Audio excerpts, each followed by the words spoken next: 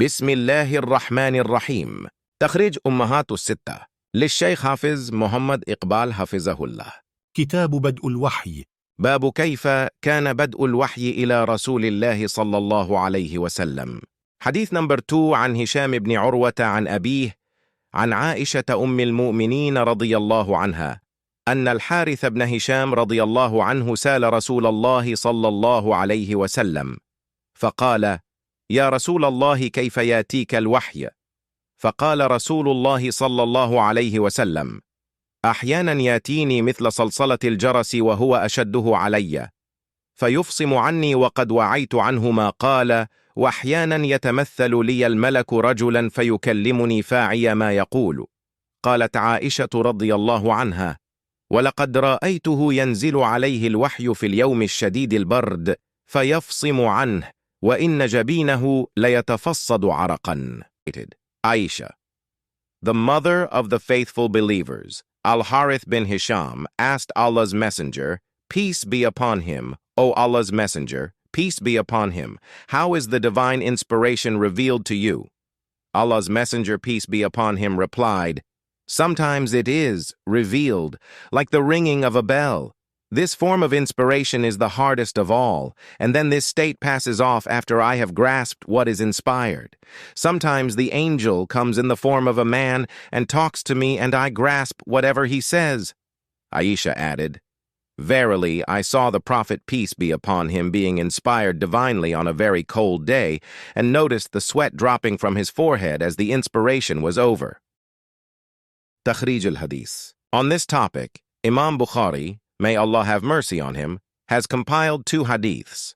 The first hadith is number 2, which we have already read, and the second hadith is number 3215. عن عائشة أن الحارث بن هشام سأل النبي صلى الله عليه وسلم: كيف يأتيك الوحي؟ قال: كل ذلك، يأتيني الملك أحيانا في مثل صلصلة الجرس فيفصم عني وقد وعيت ما قال، وهو شده علي، ويتمثل لي الملك أحيانا رجلا فيكلمني فعي ما يقول.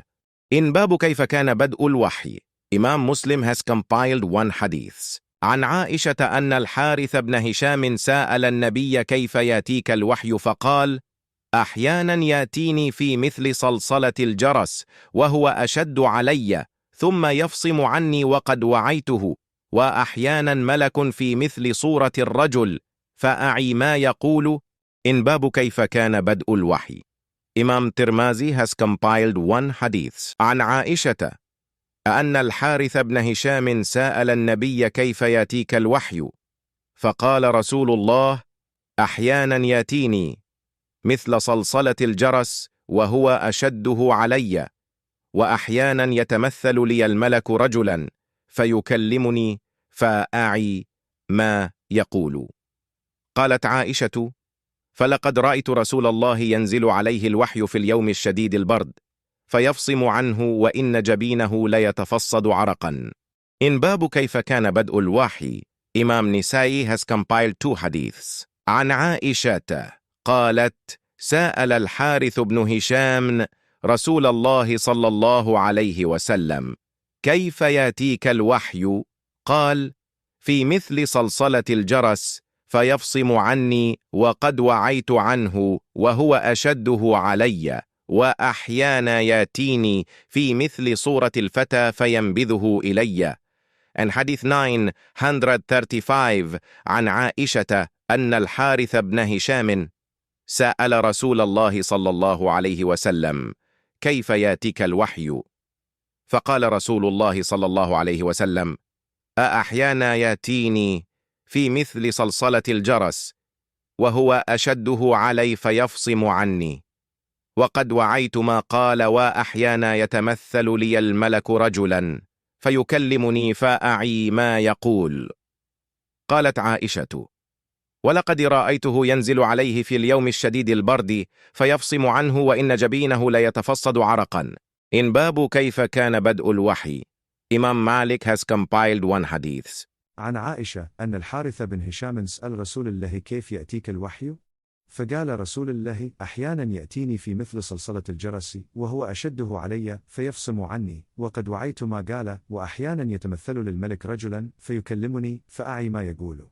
قالت عائشة: ولقد رأيته ينزل عليه في اليوم الشديد البرد فيفصم عنه وإن جبينه ليتفصد عرقا. In باب كيف كان بدء الوحي.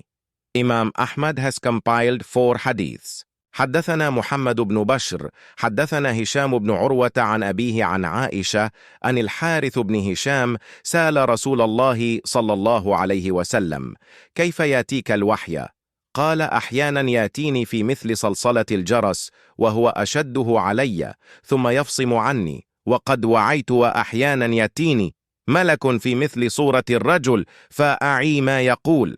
عن عائشة قالت: سأل النبي صلى الله عليه وسلم رجل فقال: كيف يأتيك الوحي يا نبي الله؟ قال: يأتيني أحيانا له صلصلة كصلصلة الجرس فينفصم عني وقد وعيت وذلك أشده علي، ويأتيني أحيانا في صورة الرجل، أو قال الملك فيخبرني فأعي ما يقول. عن عائشة قالت: إن الحارث بن هشام سأل رسول الله صلى الله عليه وسلم فقال: يا رسول الله، كيف يأتيك الوحي؟ فقال رسول الله صلى الله عليه وسلم: أحيانا يأتيني في مثل صلصلة الجرس وهو أشده علي فيفصم عني وقد وعيت ما قال، وأحيانا يأتيني يتمثل لي الملك رجلا فيكلمني فأعي ما يقول. قالت عائشة: ولقد رأيته ينزل عليه في اليوم الشديد البرد فيفصم عنه وإن جبينه ليتفصد عرقا. عن عائشة عن الحارث بن هشام أنه سأل رسول الله صلى الله عليه وسلم: كيف يأتيك الوحي؟ فذكر نحوا من حديث مالك. إن باب كيف كان بدء الوحي. Imam Ibn Habban has compiled 1 hadith عن عائشة أن الحارث بن هشام سأل رسول الله فقال: يا رسول الله، كيف يأتيك الوحي؟ فقال رسول الله: أحيانا يأتيني في مثل صلصلة الجرس وهو أشده علي فينفصم عني وقد وعيت ما قال، وأحيانا يتمثل لي الملك رجلا فيكلمني فعي ما يقول. قالت عائشة: ولقد رأيته ينزل عليه في اليوم الشاتي الشديد البرد فينفصم عنه وإن جبينه ليتفصد عرقا. إن باب كيف كان بدء الوحي.